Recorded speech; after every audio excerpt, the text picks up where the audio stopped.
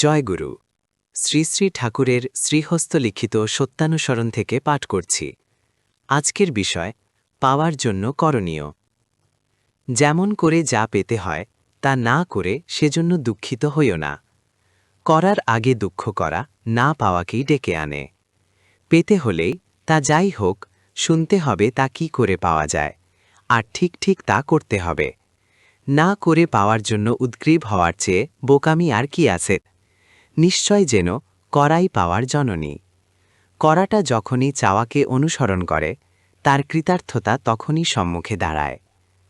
মানুষের আকাঙ্ক্ষিত মঙ্গল তার অভ্যস্ত সংস্কারের অন্তরালে থাকে, আর মঙ্গলদাতা তখনই দণ্ডিত হন যখনই দেবা মঙ্গলটার অভ্যস্ত সংস্কারের সঙ্গে বিরোধ উপস্থিত হয়, আর তাই প্রেরিত পুরুষ স্বদেশে কুচ্ছামণ্ডিত হন। প্রকৃতি তাদের ধিক্কার করে যারা নাকি প্রত্যক্ষকে অবজ্ঞা বা অগ্রাহ্য করে পরোক্ষকে আলিঙ্গন করে, আর পরোক্ষ যার প্রত্যক্ষকে রঞ্জিত ও লাঞ্ছিত করে তারাই ফাঁকির অধিকারী হয়। পাওয়ার জন্য করণীয় বিষয়ক আজকের সত্যানুসরণ পাঠ এখানেই শেষ হল। জয় গুরু।